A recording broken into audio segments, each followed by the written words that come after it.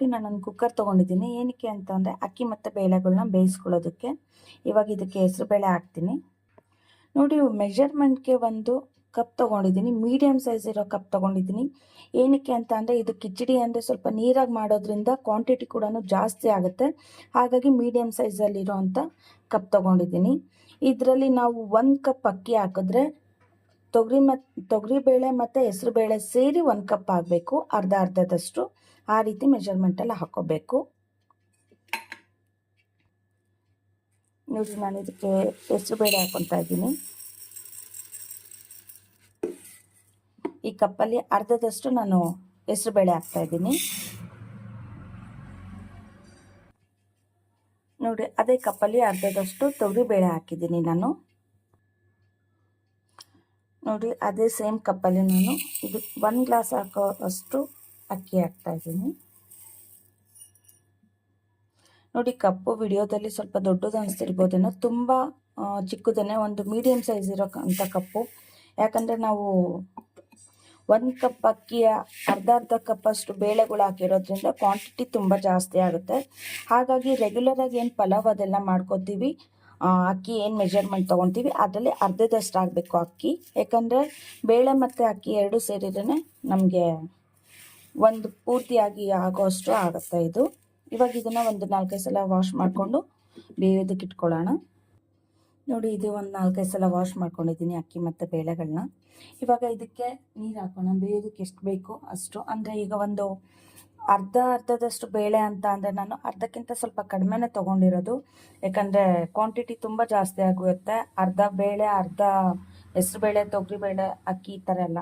ಹಾಗಾಗಿ 1.5 ಕಪ್ಪಷ್ಟು ನಮಗೆ ಅಕ್ಕಿ ಮತ್ತು ಬೇಳೆ ಆಗಿದೆ ಅಂದರೆ ಒಂದು 4 ಕಪ್ಪಷ್ಟು ನೀರು ಹಾಕೋಬೇಕು. ಅಂದರೆ ತುಂಬ ಪೊಂಗಲ್ ಏನು ಒಂದು ಹದ ಇರುತ್ತೆ ಆ ರೀತಿಯಲ್ಲಿ ಇದನ್ನು ಬೇಯಿಸ್ಕೋಬೇಕು ನಾವೀಗ.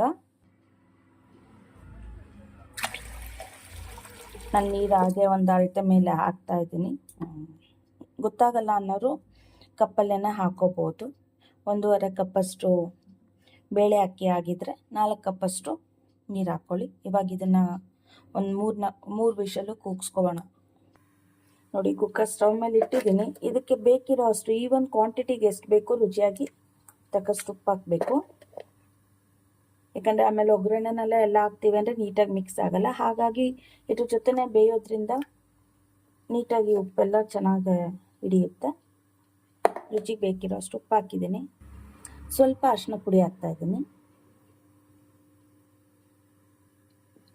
ಇವಾಗ ಇದು 3 ವಿಷಲ್ ಕೂಗ್ಸೋಣ.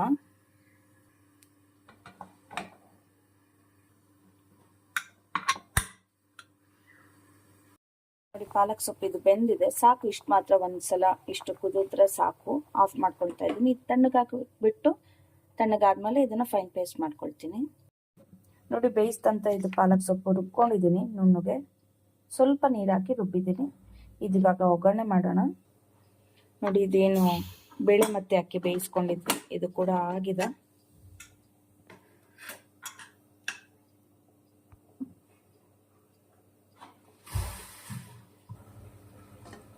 ನೋಡಿ ನೀಟಾಗಿ ಬೆಂದಿದೆ. ಇದೇ ರೀತಿ ಮೆತ್ತಗೆ ಬೇಯಬೇಕು ಕಿಚಡಿ ಅಂದರೆ. ಸೇಮ್ ಪೊಂಗಲ್ ಯಾವ ರೀತಿ ಇರುತ್ತೆ ಅದೇ ರೀತಿನಲ್ಲೇ ಆಗಬೇಕು. ನೋಡಿ ಬೆಂದಿದೆ, ಇದು ಕೂಡ ನೀಟಾಗಿ ಬೆಂದಿದೆ. ಇವಾಗ ಒಗ್ಗರಣೆ ಮಾಡ್ಕೊಳ್ಳೋಣ.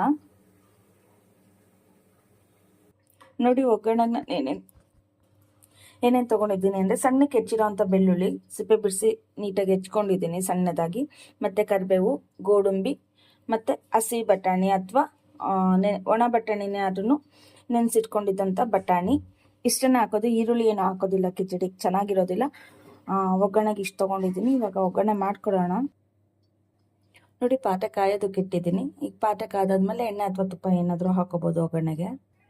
ನೋಡಿ ಇಲ್ಲಿ ಒಗ್ಗರಣೆಗೆ ಎಣ್ಣೆ ಹಾಕ್ಕೊಂಡಿದ್ದೀನಿ. ಇದಕ್ಕೆ ಸ್ವಲ್ಪ ಜೀರಿಗೆ ಹಾಕ್ತಾ ಇದ್ದೀನಿ ಒಗ್ಗರಣೆಗೆ. ಖಾರಕ್ಕೆ ನಾನಿಲ್ಲಿ ಹಸಿಮೆಣಸಿಕಾಯಿ ಬಳಸ್ತಾ ಇದ್ದೀನಿ. ಒಂದೇ ಒಂದು ತೊಗೊಂಡಿದ್ದೀನಿ. ಅಂದರೆ ತುಂಬ ಖಾರ ಇರೋದ್ರಿಂದ ಒಂದು ಹಸಿಮೆಣಸಿಕಾಯಿ ತೊಗೊಂಡಿದ್ದೀನಿ. ಬೇಕಿರೋದು ನಿಮ್ಗೆ ಖಾರ ಎಷ್ಟು ಬೇಕೋ ಅಷ್ಟು ಹಾಕೋಬೋದು. ಕರಿಬೇವು ಮತ್ತು ಹಸಿಮೆಣಸಿಕಾಯಿ ಹಾಕ್ತಾ ಇದ್ದೀನಿ.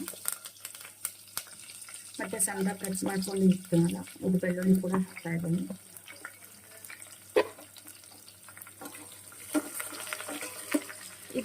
ತುಂಬ ಅತಿಯಾಗಿ ಫ್ರೈ ಮಾಡ್ಕೊಳ್ಳೋ ಅಂಥದ್ದೇನು ಇಲ್ಲ, ಸ್ವಲ್ಪ ಫ್ರೈ ಆದರೂ ಸಾಕು. ಅದು ಬೆಳ್ಳುಳ್ಳಿ ಕೂಡ ಅಷ್ಟೇ, ಸ್ವಲ್ಪ ಫ್ಲೇವರ್ ಅದೇನಿದೆ ಸ್ಮೆಲ್ ಚೆನ್ನಾಗಿರುತ್ತೆ. ಹಸಿ ಹಸಿಯಾಗಿ ಬಿಟ್ಟರೆ ಅತಿಯಾಗಿ ಫ್ರೈ ಮಾಡ್ಕೊಳ್ಳೋ ಅಂಥದ್ದೇನಿಲ್ಲ. ಗೋಡಂಬಿ ಹಾಕೊಳ್ತಾ ಇದ್ದೀನಿ, ಮತ್ತು ಇದೇನು ಬಟಾಣಿ ಇದೆ, ಬಟಾಣಿ ಹಾಕೊಳ್ತಾ ಇದ್ದೀನಿ.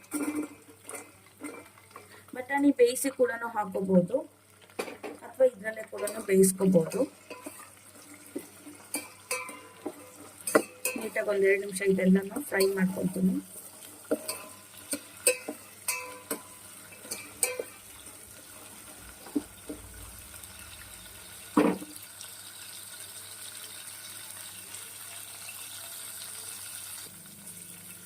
ನೋಡಿ 1-2 ನಿಮಿಷ ಫ್ರೈ ಮಾಡಿಕೊಂಡು ಇದು ಏನು ಪೇಸ್ಟ್ ಮಾಡ್ಕೊಂಡಿದ್ದೆ ಪಾಲಕ್ ಸೊಪ್ಪು ಹಾಕ್ತಾ ಇದ್ದೀನಿ.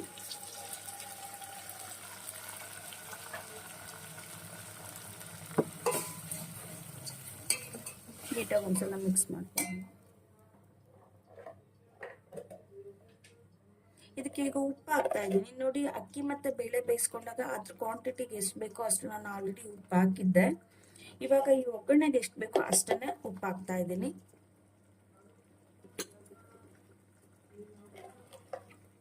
ಈ ಪಾಲಕ್ ಸೊಪ್ಪು ಒಗ್ಗರಣೆಗೆ ಎಷ್ಟು ಬೇಕೋ ಅಷ್ಟು ಮಾತ್ರ ನಾನು ಉಪ್ಪು ಹಾಕ್ತಾ ಇರೋದು. ಪಾಲಕ್ ಸೊಪ್ಪು ಕೂಡ ಸ್ವಲ್ಪ ಉಪ್ಪಿನಂಶ ಇರುತ್ತೆ, ಪುದೀನ ಕೂಡ ಅಷ್ಟೇ. ಸೊಪ್ಪಲ್ಲೇನೆ ಸ್ವಲ್ಪ ಉಪ್ಪಿನಂಶ ಇದ್ದೇ ಇರುತ್ತೆ, ಉಪ್ಪಾಗೇ ಇರುತ್ತೆ ಸೊಪ್ಪು. ಪಾಲಕ್ ಕೂಡ ಹಾಗೇನೆ ಸ್ವಲ್ಪ ನೋಡ್ಕೊಂಡು ಕಡಿಮೆನೆ ಹಾಕೋಬೇಕು. ಇದು ಒಂದು 5 ನಿಮಿಷ ಇದು ಚೆನ್ನಾಗಿ ಬೇಯಬೇಕು. ಆ ಒಗ್ಗರಣೆ ಎಲ್ಲ ಸೆಟ್ ಆಗಬೇಕು. ಮತ್ತೆ ಬಟಾಣಿ ಏನು ಹಾಕಿದ್ವಿ ಅದು ಕೂಡ ಬೇಯಬೇಕು. ನೆನೆಸಿರೋದ್ರಿಂದ ಬೇಗ ಬೆಂದು ಹೋಗುತ್ತೆ ಬಟಾಣಿ ಕೂಡ. ಒಂದು 5 ನಿಮಿಷ ಇದು ಹೀಗೇನೆ ಫ್ರೈ ಮಾಡೋಣ. ಈ ಥರ ಚೆನ್ನಾಗಿ ಕುದಿಬೇಕು. ಇದು ಒಂದು 5 ನಿಮಿಷ ಕುದಿದ್ರೂ ಸಾಕು. ಚೆನ್ನಾಗಿ ಕುದಿಯೋದಕ್ಕೆ ಬಿಡೋಣ ಒಂದು 5 ನಿಮಿಷ ಆಯಿತು.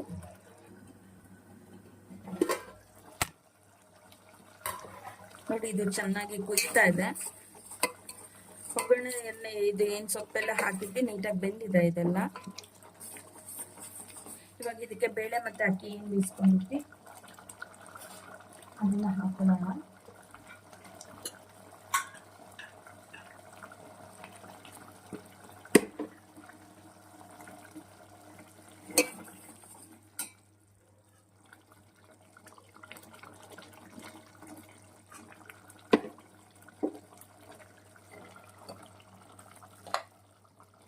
ಯಾಕಂದ್ರೆ ಪಾಲಕ್ ಸೊಪ್ಪು ಅದು ಪೇಸ್ಟ್ ಜೊತೆ ಇದು ಅಕ್ಕಿ ಬೇಳೆ ಕೂಡ ನೀಟಾಗಿ ಮಿಕ್ಸ್ ಆಗಿ ಕುದಿಬೇಕು.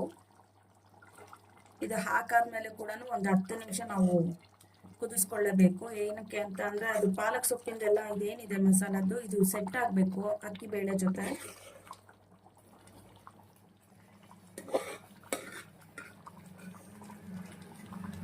ನೋಡಿ, ಪೂರ್ತಿಯಾಗಿ ಹಾಕೊಂಡಿದ್ದೀನಿ. ಈ ರೀತಿ ಮೆತ್ತಗಿದ್ರೇನೆ ಅದು ಕಿಚಡಿ ಚೆನ್ನಾಗಿರೋದು. ಇದು ನೀಟಾಗಿ ಮಿಕ್ಸ್ ಮಾಡ್ಕೊಳ್ಳೋಣ.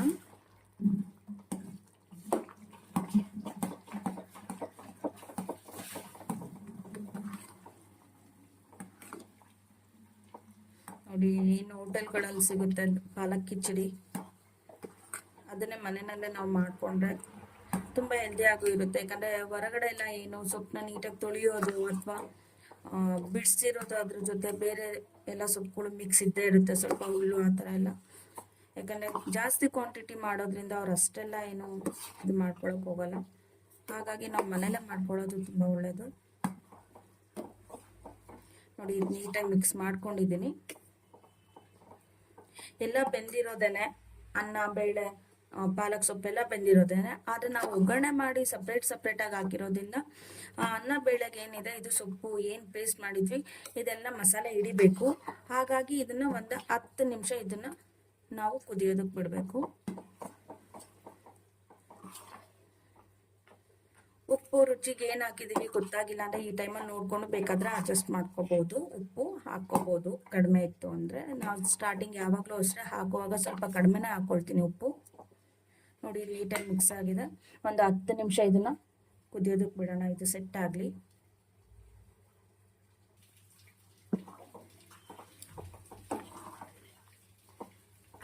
ನಾವು ಒಂದು 10 ನಿಮಿಷ ಇದು ಸೆಟ್ ಆಗೋಕ್ ಬಿಟ್ಕೊಂಡು ತಿರುಗಿಸ್ತಾ ಇರಬೇಕು, ಇಲ್ಲಾಂದ್ರೆ ತಳ ಹಿಡ್ಬಿಡುತ್ತೆ. ಈ ರೀತಿ ಹದವಾಗಿ ಇರಬೇಕು. ತುಂಬಾ ನೀರಾದ್ರೂ ತಿನ್ನೋದಕ್ಕೆ ಚೆನ್ನಾಗಿ ಅನ್ಸೋದಿಲ್ಲ, ತುಂಬಾ ಗಟ್ಟಿ ಆದ್ರೂ ಅಷ್ಟೇ. ಕಿಚಡಿ ಅಂದ್ರೆ ಇಷ್ಟ ಮಾತ್ರಕ್ಕೆ ಈ ರೀತಿ ಇರಬೇಕು. ಆಗಾಗ ಇದು ತಿರುಗಿಸ್ತಾ ಇರ್ಬೇಕು ಈ ತರ, ಇಲ್ಲಾಂದ್ರೆ ತಳ ಹಿಡ್ಬಿಡುತ್ತೆ. ನೋಡಿ ಪಾಲಕ್ ಕಿಚಡಿ ಆಗಿದೆ, ನೀಟಾಗಿ ಎಲ್ಲ ಒಂದಕ್ಕೊಂದು ಸೆಟ್ ಆಗಿದೆ, ರೆಡಿ ಆಗಿದೆ.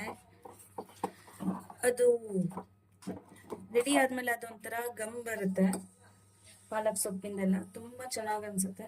ಇದ್ರ ಮೇಲೆ ಇವಾಗ ಸ್ವಲ್ಪ ತುಪ್ಪ ಹಾಕ್ತಾ ಇದ್ದೀನಿ. ತಿನ್ನುವಾಗ್ಲೂ ಅಷ್ಟೇ ಸ್ವಲ್ಪ ತುಪ್ಪ ಹಾಕೊಂಡು ತಿಂದ್ರೆ ತುಂಬಾ ಚೆನ್ನಾಗಿರುತ್ತೆ.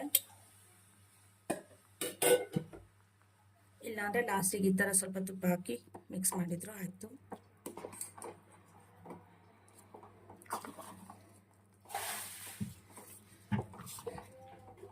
ನೋಡಿ ಪಾಲಕ್ ಕಿಚಡಿ ರೆಡಿ ಆಗಿದೆ.